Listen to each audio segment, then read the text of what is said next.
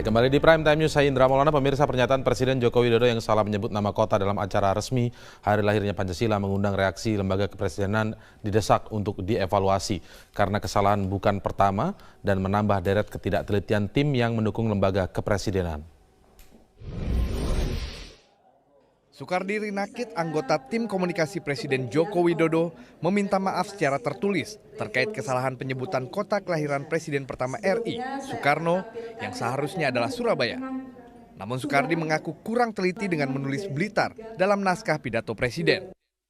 Permintaan maaf terkait kesalahan penulisan kota, Soekardi sampaikan kepada masyarakat secara umum dan Megawati Soekarno Putri, serta keluarga secara khusus. Sebelumnya dalam perayaan Hari Lahir Pancasila yang dirayakan di Kota Blitar, Presiden Joko Widodo dalam pidatonya menyebutkan bahwa kota kelahiran Presiden Soekarno adalah Blitar.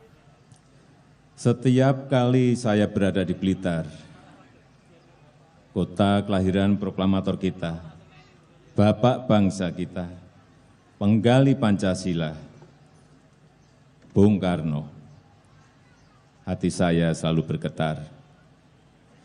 Getaran ini senantiasa muncul karena kota ini.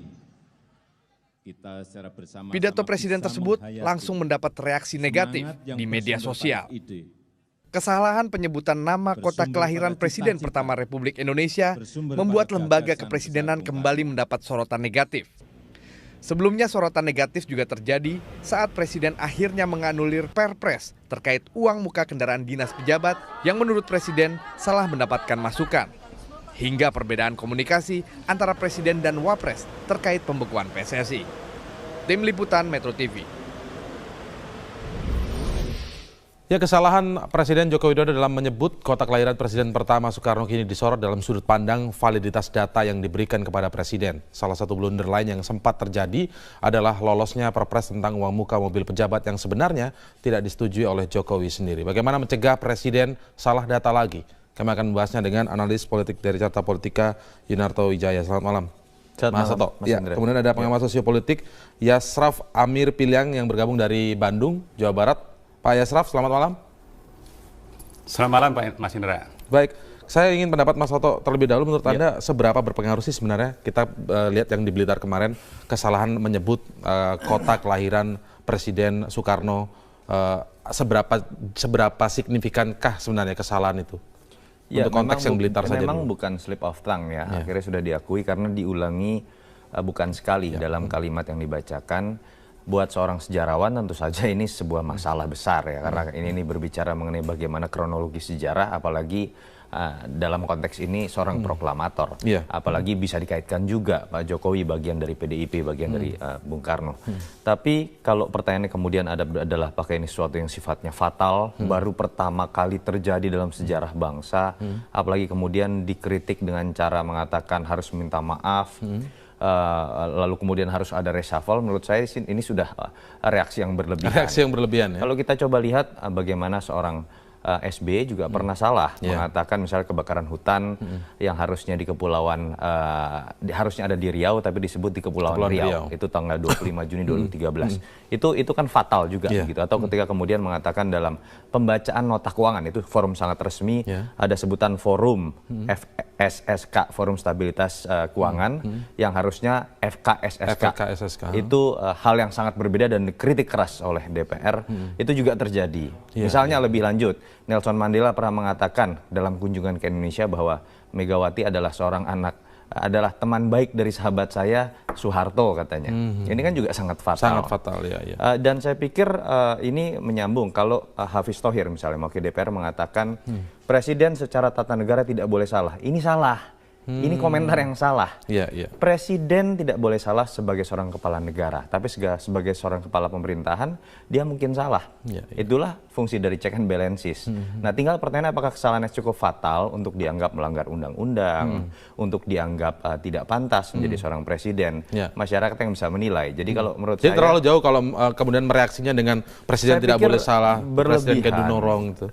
Dan yang menarik kan sebetulnya ketika kemudian langsung ada pihak yang menyatakan dirinya memang membantu membuat proses penulisan, dalam hal ini Soekardi Rinakit, karena memang beliau ada di dalam posisi itu dan memiliki otoritas itu, dan mengatakan kesalahan ini terjadi karena saya, dijelaskan secara kronologis. Yang lebih berbahaya adalah ketika kesalahan dalam konteks sejarah ini kemudian misalnya tidak diklarifikasi.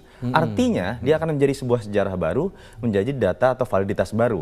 Itu menurut saya akan malah membuat sebuah runyam fakta di hadapan masyarakat. Pertanyaan saya, silakan dinilai. Jangan-jangan apakah ada permintaan maaf yang pernah terjadi misalnya pada rezim sebelum.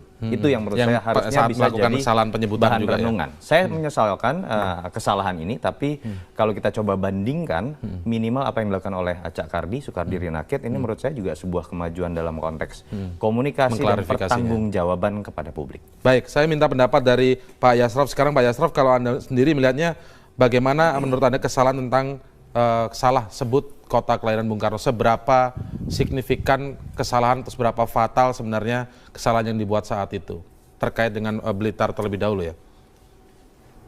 Ya, saya rasa saya setuju dengan Mas Yunanto tadi ya, bahwa kesalahan itu memang manusiawi. Jadi saya rasa presiden, mau wakil presiden, mau siapapun lah, sebagai manusia kan pasti buat kesalahan ya.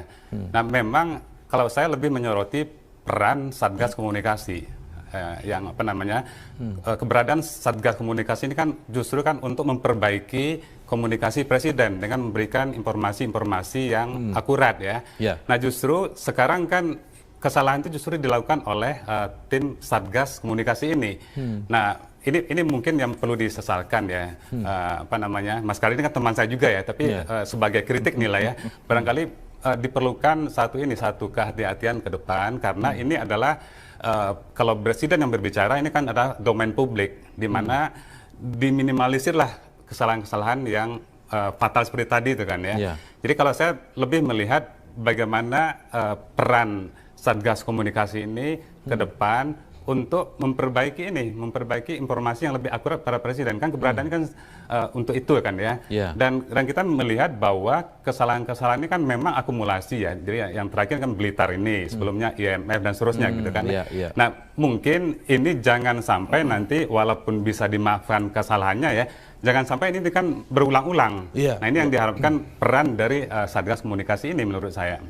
Oke, tapi kalau kemarin misalnya sudah ada klarifikasi tadi seperti yang dijelaskan oleh Mas Toto juga tentang bahwa dari tim komunikasi ini sudah meminta maaf. Apakah ini menurut Anda sebuah langkah yang berbeda dari pemerintah-pemerintah sebelumnya jika melakukan kesalahan sebut atau kesalahan data seperti itu misalnya?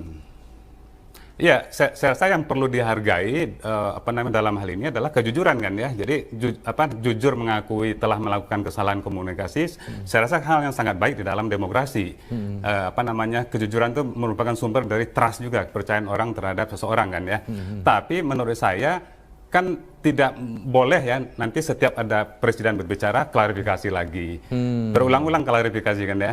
Nah ini kan nggak boleh terjadi. Mestinya kan cukup sekali ini ada klarifikasi kesalahan itu. Nah ke depan kan diharapkan ada perbaikan-perbaikan kan ya.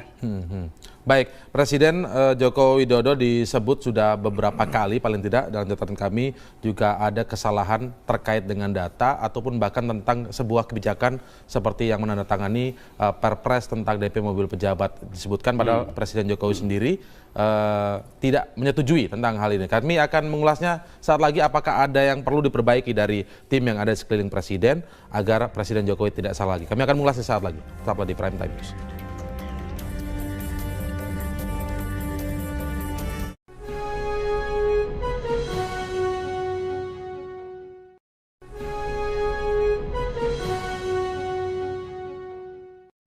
Hadirin, tamu undangan serta masyarakat Blitar yang saya hormati.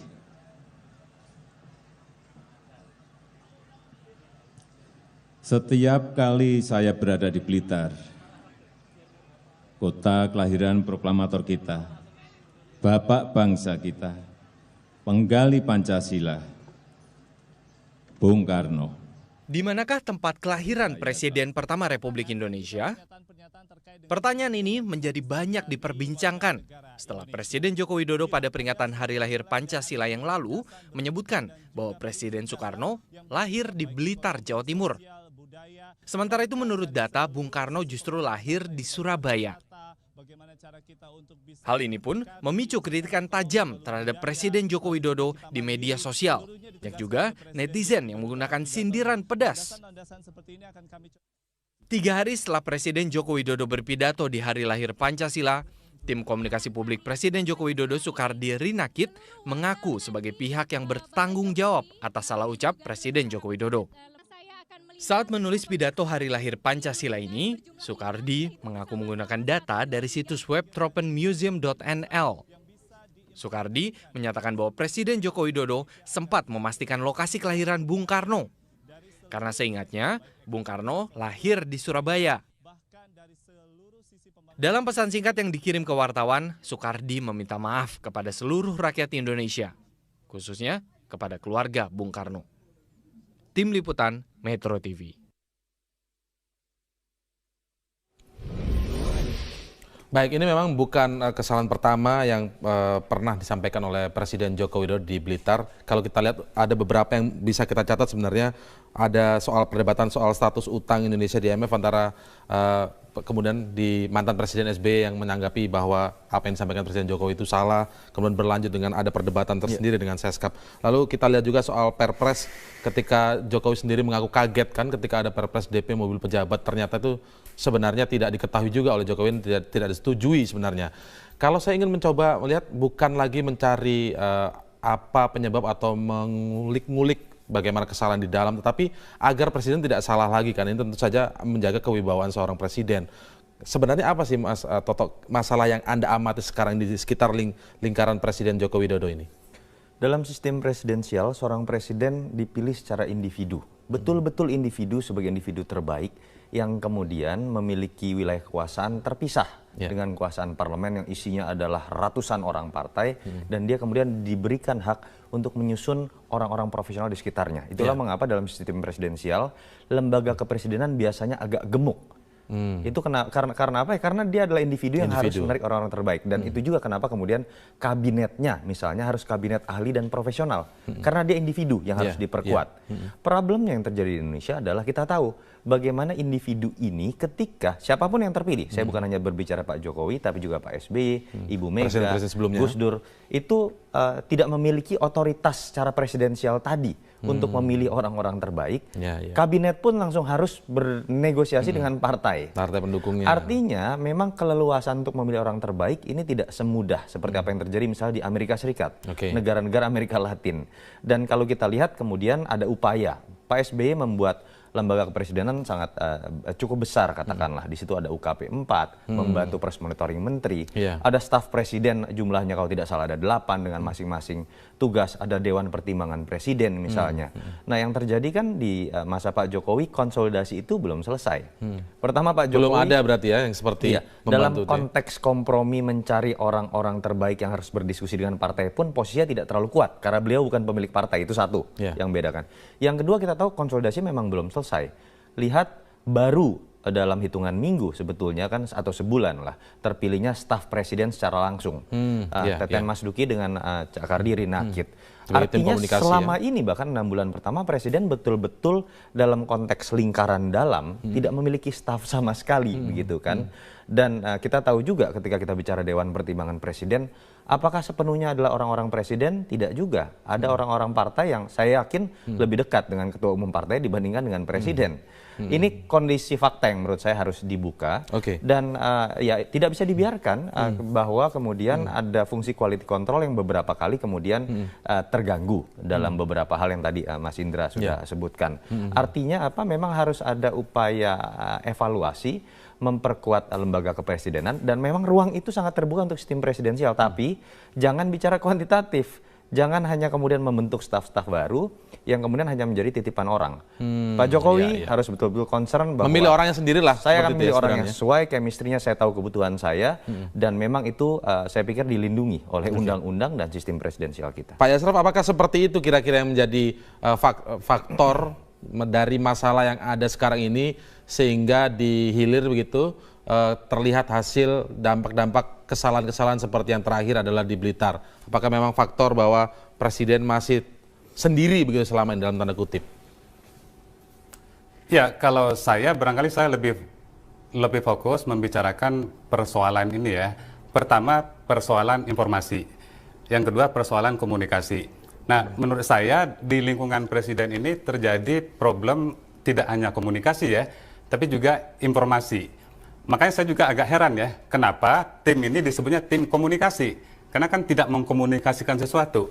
Tim ini kan yang diketua oleh Pak Soekardi ini kan justru mencari informasi.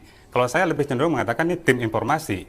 Nah kemudian masalah komunikasi kan masalah ini ya, masalah presiden. Kalau saya melihat di sini problem yang terjadi di lingkungan kepresiden ini adalah komunikasi 3 arah. Pertama, komunikasi horizontal dengan jajaran menteri, dengan DPR, dengan yudikatif dan sebagainya. Yeah. Ada juga problem komunikasi vertikal dengan dunia internasional dan juga ada problem komunikasi yang ke bawah ya kepada rakyat. Nah, Pak Jokowi ini kan mengalami masalah di ketiga hal ini. Ini yang harus diperbaiki oleh tim komunikasi ini. Jangan sampai terjadi adalah salah komunikasi kepada dunia internasional karena apa? Salah informasi. Yeah. Kemudian juga yang terjadi kan juga ada komunikasi yang tidak begitu jalan dengan jajaran kementerian kan ya. Nah, oleh karena itu maka perbaikan komunikasi ini harus disertai juga dengan perbaikan kualitas informasi. Makanya kalau saya cenderung mengatakan problem informasi itu harus dipisahkan dengan problem komunikasi. Dan Pak Jokowi sebagai individu, sebagai presiden ini ya, kan mengalami 2 masalah ini. Yeah. Mengalami masalah komunikasi dan juga mengalami masalah informasi yang tidak akurat tentang apa yang dikomunikasikan. Yeah. Jadi saya rasa ini mungkin harus diperbaiki ke depan begitu kan ya. Baik. Kita harus jeda sejenak, nanti kita akan lanjutkan lagi. Pemirsa tetaplah bersama kami di Prime Time News.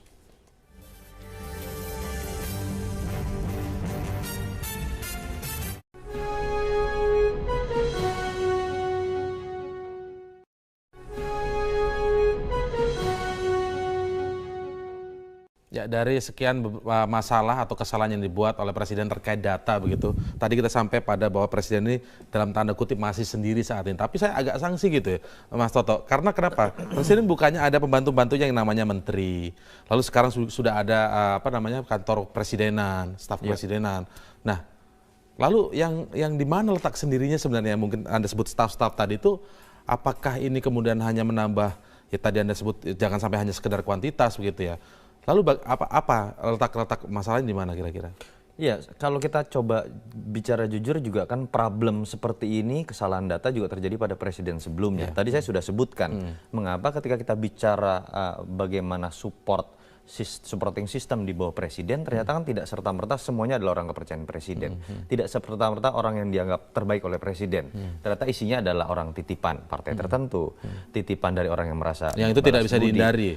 Itu tidak bisa dihindari sebagai realitas presidensial ala parlementer kita begitu kan. Ini sudah terjadi, tetapi yang terpenting adalah ketika ada kondisi seperti ini, presiden betul-betul di lingkaran satu itu harus betul-betul diberikan ruang gerak sedemikian luas. Dan saya juga tentu saja menantang Pak Presiden berani memanfaatkan itu, memilih orang-orang terbaik.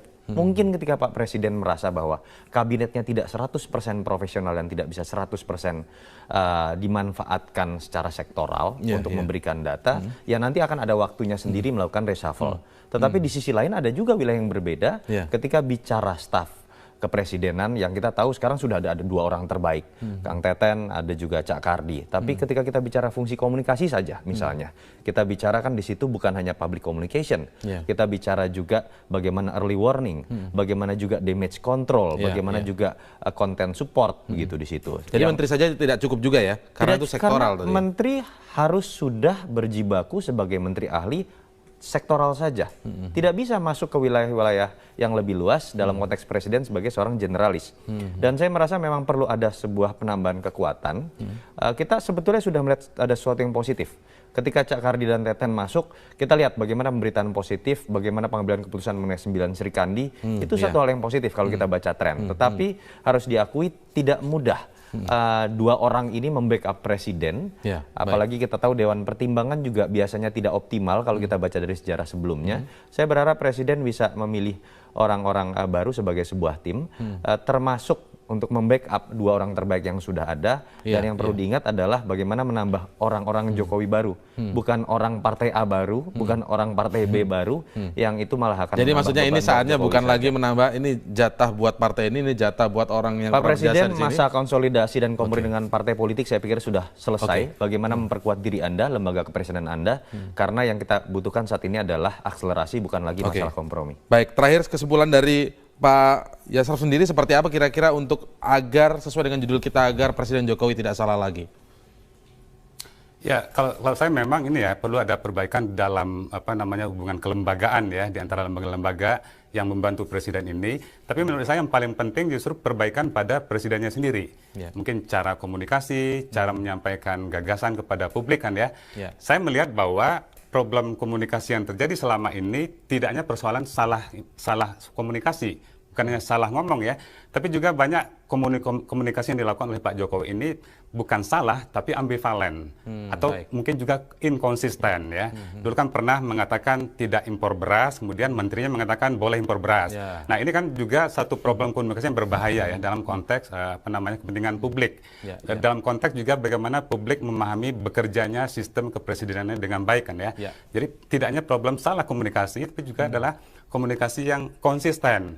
Juga banyak hal terjadi juga komunikasi yang ambivalen, mengatakan A, kemudian juga diralat mengatakan B. Kemudian juga beberapa lama kemudian mengatakan saya tidak pernah mengatakan itu ya. Nah, ini menurut saya adalah cara-cara komunikasi yang jangan sampai terjadi tadi itu salah, kemudian juga inkonsisten dan juga ambivalen, ambigu ya.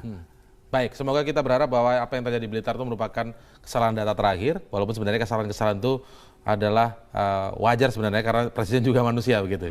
Calon wakil presiden pernah dalam debat ada yang mengatakan Kalpataru dengan Adipura juga pernah. Itu salah. Begitu banyak kok kita bicara seperti ini. Tapi apakah substansial atau tidak? Baik, terima kasih Mas Toto, terima kasih Pak Yasraf telah bergabung bersama kami di Prime Time News kali ini. Saat lagi Prime Time News akan hadir dengan informasi jelang pernikahan putra sulung Presiden Joko Widodo. Juru bicara keluarga Presiden memastikan pernikahan Gibran tidak melibatkan pejabat istana dalam kepanitiaan.